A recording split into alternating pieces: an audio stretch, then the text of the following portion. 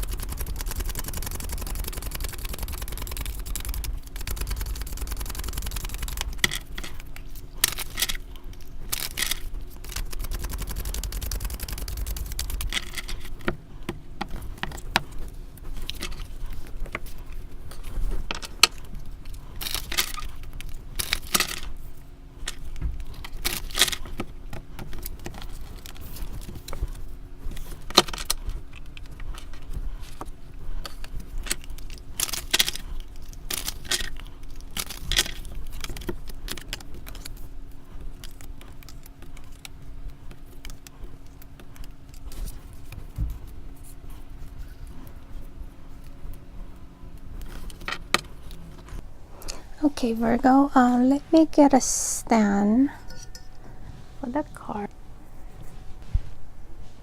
All right, let's start with Eight of Water.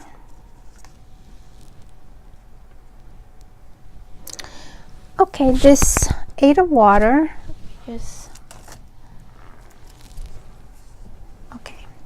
this Eight of Water symbolizes positive state of appreciation and gratitude that can influence your life and your environment for the better.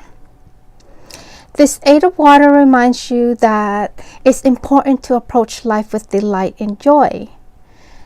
The spirit world wants you to laugh at life and yourself from time to time to keep that energy flowing like water, finding its way into every crack where it washes away criticism, confusion, conflict, and anything else that's weighing you down.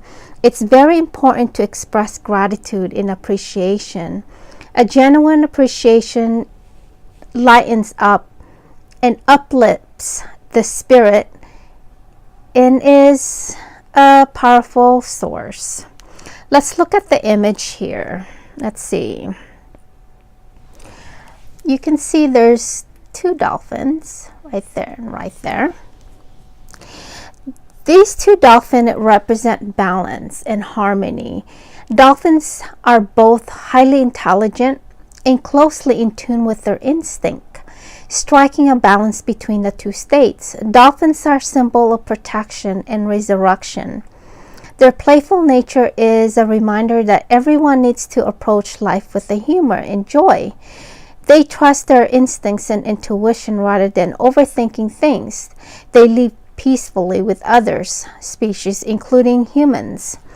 This isn't common for dolphins to swim and play around swimmers' boat. Their gentle natures remind you to look for good in everyone and strive to bring peace to your life and those around you. Dolphins have been known to assist drowning people, to chase away sharks from people in the water. The spiral shape on his palm of his hand right there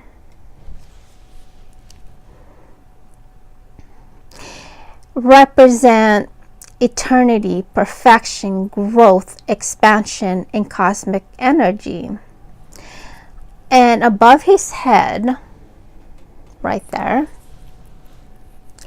is a circle. It's pure, space, spirit, wholeness, no beginning, no end, self-contained, heaven. The circle can also represent halo. It means light of truth, radiance, vital energy. The center of that looks like, look at that, the center around that, it looks like Merkaba. Merkaba means like mer means light, ka means spirit, ba means body. Then the third eye is wide open. It means awaken. See, there's the third eye right there. The hair, his hair, is long. It means long flowing, energy, freedom of thought, which is inspiration, life force. The robe, also known as cloak, it represents protection, keeping one safe, secure throughout transition. The cloak can also represent the soul, authority, or travelers.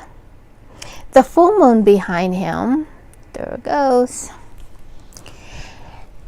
It symbolizes clarity, reflection, and indirect. It's also known as the Queen of the Night. Her kingdom includes nocturnal creatures. The moon is the ruler sign of Cancer and governs the realm of intuition and emotions.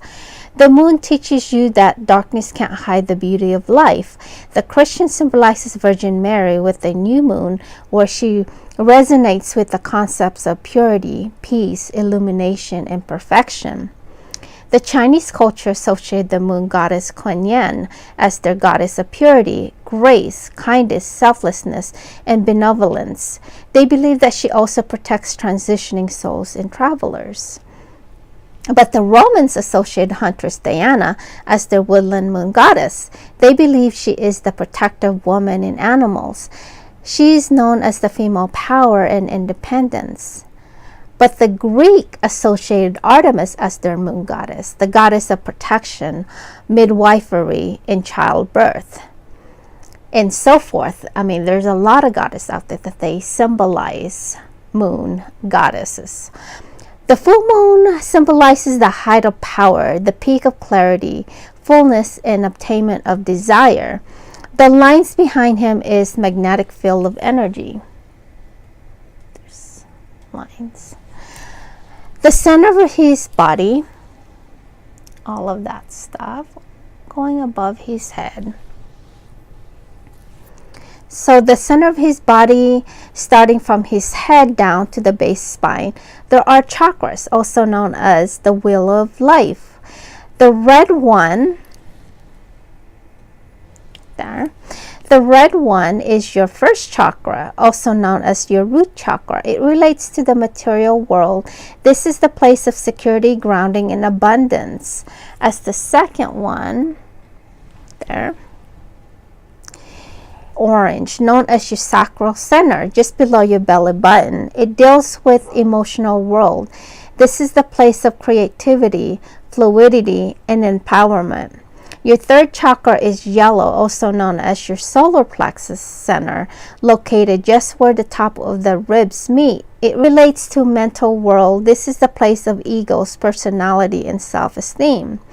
The fourth chakra is your heart, located in the center of the chest. This relates to the heart. It's the place of forgiveness and compassion and love. There. The fifth is your throat chakra. It relates to communication. It is the place of expression, purification, and expansion. The sixth is your third eye center. It's located between your eyebrows. It reconnects your intuition. It's a place of wisdom, insight, and higher vision. And the seventh, of course, is, let's not forget, that is located above his head. All right.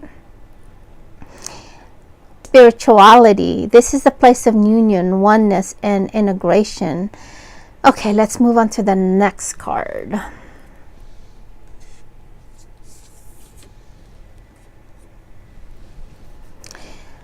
All right. This is your soul's message, is abundance. Your soul wants you to integrate the inner world and the outer world. The two must be balanced in order to have abundance, to be whole. You cannot neglect one for the other. Your third one is purification. And this message comes from a help. and not criticism. It's saying that your vessel has become clogged by an overuse of a harsh chemical, and the offending source is within your psyche. It's saying you have been ignoring your body's many signals, and it screams for relief of impurities. Perhaps you've noticed a slump in your energy level, and your degree of joy has lagged as well. It's saying to follow your intuition, to change your lifestyle, to stop abusing alcohol or drugs. Avoid processed foods such as sugar, white flour, and so on. Eat more organic foods. Keep your thoughts and words positive. It's asking you to detox. Okay, let's move on to your tarot. All right. Your energy towards your situation is the Three of Cups. This is the call of celebration. You might be getting an invitation to attend a dinner party, birthdays, weddings, anniversary, or just getting together with friends or families. The Three of Cups represent happy interaction of people, time, and energy that comes together to create sweet and lively connections.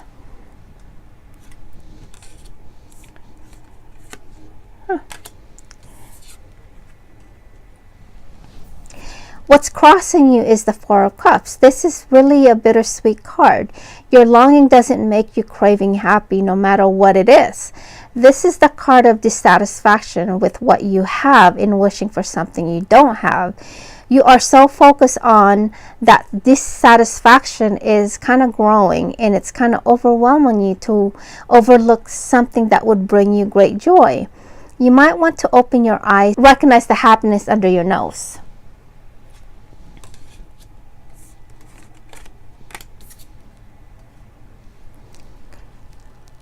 What you don't see coming is the High Priestess. Whatever the situation you are in is meant for you to face it without knowing what will happen. The High Priestess is advising you to rely on your inner wisdom and pay close attention.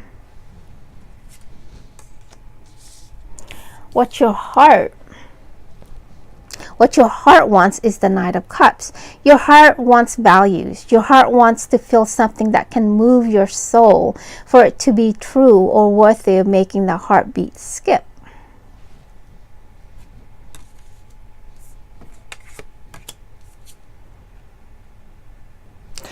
What your ego says is the Eight of Cups. Your ego rather search elsewhere and think logically over your heart. But your heart is much stronger this time around because the ego is being pulled and pushed in every direction at once, and nothing that ego can put his finger on and notice that there is nothing wrong. And yet your heart knows something is missing. Virgo, this is, my friend, is the call from your heart. It's telling you that it's not satisfied, that it yearns for something else. It pushes and pokes you, increasing the unsettled feeling to tell you to pay attention. Oh, wow. The Queen of Pentacles in the reverse. That is your immediate future. This energy tells me that you are constantly walking on eggshells. You are either dealing with someone who is extremely possessive and jealous and always must know your every move, and I'm picking up the energy of self-centered person that's in your vicinity. This person is very smothering and can be very overwhelming, that throws you off guard. And at times she throws the poison daggers, making you feel unfocused and always having to justify your moves in action. She even makes you stutter, making you feel as if you can't do anything right. If you ask me, it's very toxic. And what do you get out of it? By allowing such manipulative, controlling person. Okay, let's move on to the next card. I may have to detox and detach cords after this reading because I'm getting flashes of images about this energy and its toxic waves, and it's vibrating extremely low, honestly. Your next card. What has come forward is the King of Cups. This card is about connection and creativity. You try to create a family bond to protect and nurture love. Life seems hard and your purpose is to get through it with dignity. Your intention is the Two of Wands. You tried many choices and options and tried to make a list of pros and cons to project long-term ramifications. You tried to dictate decisions, but you rarely let your passion decide. Your advice here is the Nine of Swords. In order to move forward, you must first free yourself from the chain that bounds you. The good news is that the 9 is the phase of almost in the end. Your current task is for you to tie up loose ends and stop the recording that runs in loops with regrets, bitterness, and anger. Just recognize the wisdom you gain from it, then move forward.